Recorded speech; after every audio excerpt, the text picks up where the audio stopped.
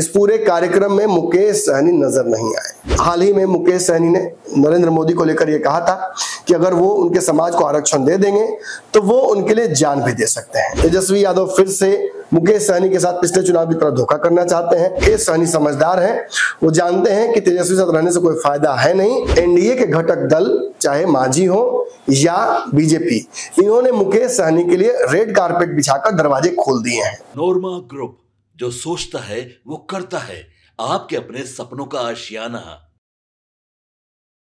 नमस्कार, भारत लाइव देख रहे हैं आप और ये जांच पड़ताल है। देखिए, आज इस खबर की जांच पड़ताल हम करने वाले हैं। वो खबर महागठबंधन से जुड़ी हुई है।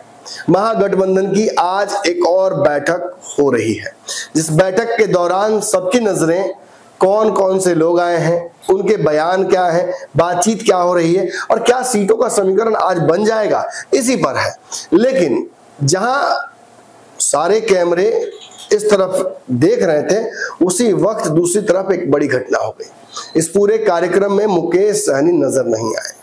कृष्णा लवरू हो कांग्रेस के प्रभारी या कांग्रेस के बिहार के अध्यक्ष राजेश राम, ये सब वहां मौजूद थे। तेजस्वी यादव भी मौजूद थे, लेफ्ट की पार्टियां मौजूद थी।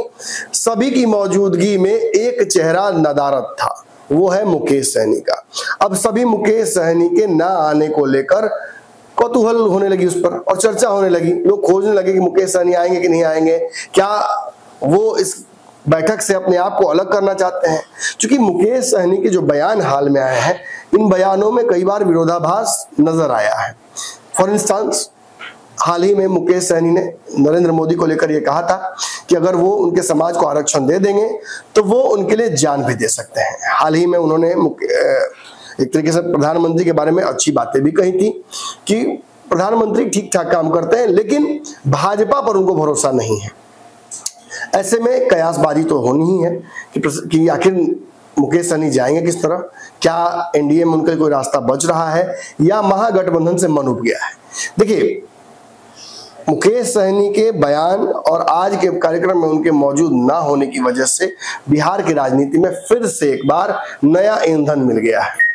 अब बीजेपी जहां एक तरफ उनके नहीं जाने को लेकर हमलावर है और वो ये कह रही है कि तेजस्वी यादव मोनोपोली करते हैं, तेजस्वी यादव फिर से मुकेश सहनी के साथ पिछले चुनाव की तरह धोखा करना चाहते हैं। ये बात मुकेश सहनी को समझ में आ गई है, इसीलिए वो इस कार्यक्रम से अपने आप को अलग कर लेते हैं। वहीं दूसरी तरफ हम पार्टी के नेता और बिहार सरकार के मंत्री संतोष सुमन ने तो बकायदा मुकेश सहनी का स्वागत कर दिया है। उन्होंने एनडीए में मुकेश सहनी को आने को लेकर बयान दिया है और यह कहा है कि उन्हें सम्मान एनडीए में ही मिलेगा। एनडीए की सरकार बनने वाली है। मुकेश सहनी समझदार हैं, वो जानते हैं कि तेजस्वी साथ रहने से कोई फायदा है नहीं। वो इस तरफ रहेंगे तो सरकार का हिस्सा भी बनेंगे, मंत्री बनेंगे और बहुत सारी पॉसिबिलिटीज उनके लिए खुल जाएंगे। लेकिन जहां मुकेश सहनी के पिछले चुनाव में तेजस्वी के साथ खट्टे अनुभव रहे हैं, वहीं भाजपा ने भी कोई उन्हें बहुत प्यार नहीं किया है। हाल ही में मुकेश सहनी की पूरी पार्टी, उनके विधायकों को भाजपा ने तोड़ लिया था। तो लगभग मुकेश सहनी के दोनों गठबंधनों में खट्टे मीठे रिश्ते रहे हैं, अनुभव रहे हैं। तो मुकेश सहनी इस चुनाव में फूक फूक के कदम रखेंगे ऐसा नजर आता है। लेकिन आज के कार्यक्रम में उनकी गैर मौजूदगी, ये तो बड़े चर्चा का विषय है ना। इस पर तो बड़े बड़े हेडलाइंस बनेंगे, इस पर तो खबरें बोली चलाई जाएंगी और ये कहा जाएगा कि मुकेश सहनी इस गठबंधन से अपने आप को अलग कर रहे हैं। अब थोड़ा टटोल लेते हैं। देखिए, एनडीए गठबंधन में सीटों का समीकरण बनता अभी भी नजर नहीं आ रहा है। चिराग पासवान के बयानों को अगर हम एनालाइज करते हैं तो एक बात समझ में आता है कि चिराग पासवान भी बहुत सहज एनडीए में नहीं है। सीटों की संख्या को लेकर पहले से ही विवाद चल रहा है। एक तरफ उपेंद्र कुशवाहा सीटें मांग रहे हैं, मांझी जी अधिक सीटें मांग रहे हैं, जदयू टस से मस नहीं हो रही है, भाजपा भी इस बार कुछ सोचकर ही चल रही है। तो जहां चिराग पासवान को ही उनकी इच्छा के मुताबिक सीटें नहीं मिल पा रही हैं, वहां मुकेश सहनी के लिए कहां जगह बनता है।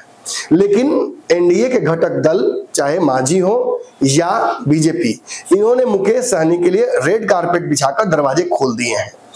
क्या मुकेश सहनी इस तरफ आएंगे? देखिए, ये भी टटोलना जरूरी है। वर्तमान महागठबंधन में मुकेश सहनी संतुष्ट है, खुश है, लेकिन चुनाव सामने है। 60 सीटों की डिमांड उनकी कार्यकारिणी की बैठक में वाल्मीकि नगर में उनकी पार्टी ने की थी, जिसके बाद परसों उन्होंने फिर से सोशल मीडिया का रुख करते हुए अपनी पार्टी का विजन डॉक्यूमेंट जारी किया और उसमें पहले पन्ने पर ही ये लिखा कि हम 60 सीटों पर चुनाव लड़ेंगे ही लड़ेंगे और बाकी की सीटें अपने घटक दलों के सहयोगियों के लिए छोड़ देंगे। मतलब 60 से टस से मस नहीं होंगे मुकेश सहनी। दूसरी बात, SC ST समाज के लोगों के लिए 50% सीटें इस 60 में से रिजर्व कर देंगे मुकेश सहनी। खैर दूसरे वाले से तो तेजस्वी यादव या किसी को परहेज नहीं होगा, लेकिन जिस गठबंधन में, महागठबंधन में पहले से ही सीटों की किल्लत है, कांग्रेस जो 70 सीटों पर अड़ी हुई है उसे 45 ही ऑफर किया जा रहा है। मुकेश सहनी के बारे में बार बार खबरें आ रही हैं कि 18 से 20 सीटें ही तेजस्वी यादव ने अब तक ऑफर की हैं। तो कहीं ना कहीं तेजस्वी के इस ऑफर की वजह से मुकेश सहनी की भी असहजता बढ़ रही है। सीटें ज्यादा चाहिए, लोग ज्यादा लड़ाने हैं, कई लोगों को प्रॉमिस किया जा चुका है, लगातार VIP में लोगों के जुड़ने के भी जो कार्यक्रम है लगातार चल रहे हैं।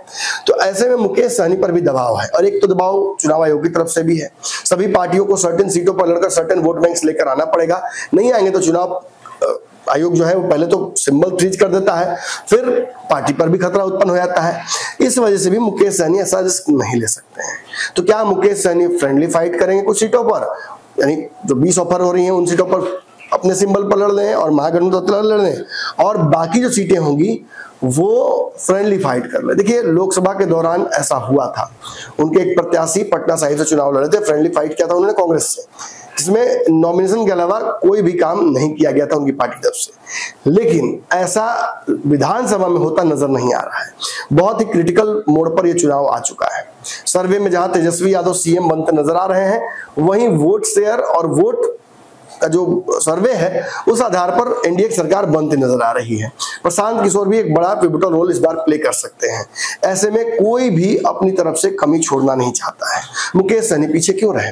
मुकेश सहनी ने हाल ही में फूलन देवी के शहादत दिवस को मनाते हुए कार्यक्रम आयोजित किया था, माफ कीजिए जयंती शायद उन्होंने मनाया था, क्या जो भी वो कार्यक्रम उन्होंने किया था, इस कार्यक्रम के दौरान तेजस्वी यादव को उन्होंने बुलाया था और मंच पर तेजस्वी की मौजूदगी के दौरान ही उन्होंने ये दावा किया था कि बिहार में बहुत जल्दी तेजस्वी की सरकार बनने जा रही है, वो मुख्यमंत्री बनेंगे और जब वो मुख्यमंत्री बनेंगे तो उनके साथ नंबर 2 की कुर्सी पर खुद मुकेश सहनी बैठने जा रहे हैं। एक तरफ जहां मोदी के लिए जान देने की बात कर रहे हैं, वहीं तेजस्वी को मुख्यमंत्री बनाने की भी बात कर रहे हैं।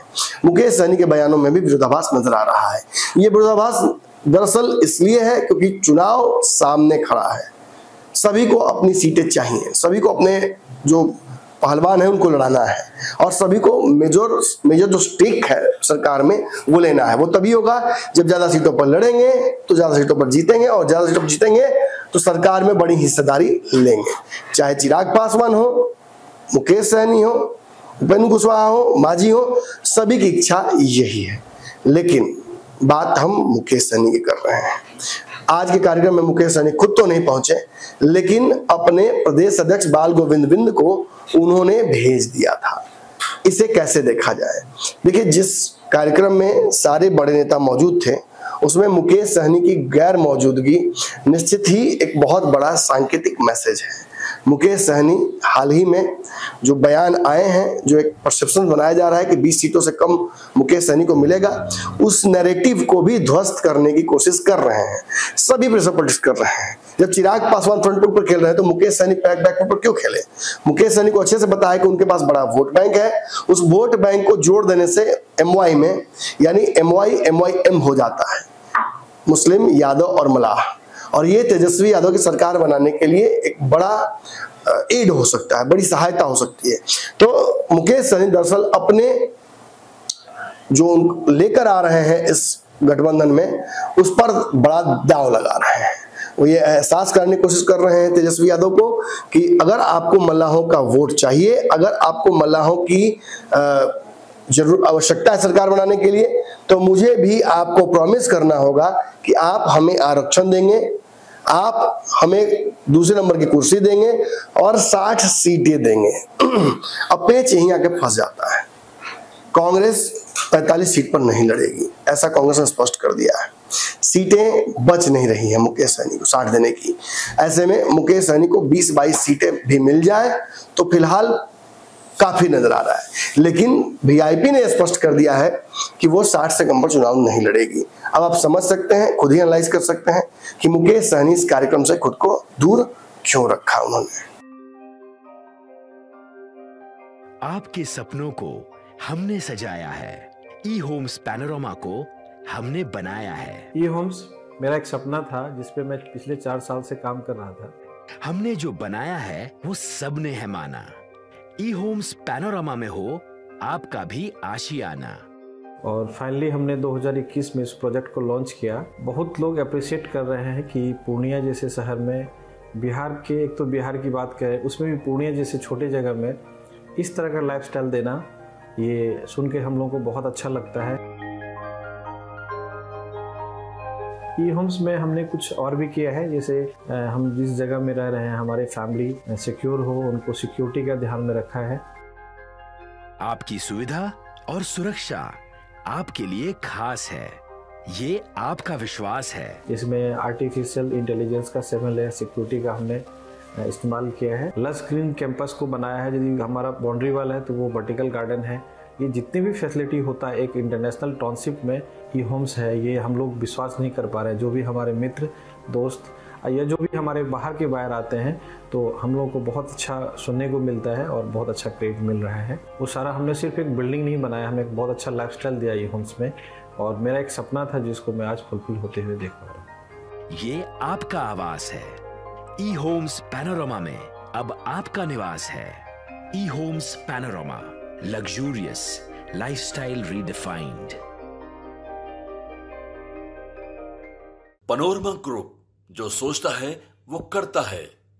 अगर ये वीडियो पसंद आई और वह बिहार के राजनीति और बिहारियत से सरोकार रखेनी तो सब्सक्राइब बटन दबा के चैनल के सब्सक्राइब कर ली। ओजे एगो घंटी बा, ओकरा बटन दबा देला से कुल सटीक और मारक खबर रुआ मुफ्त में मिल जाई।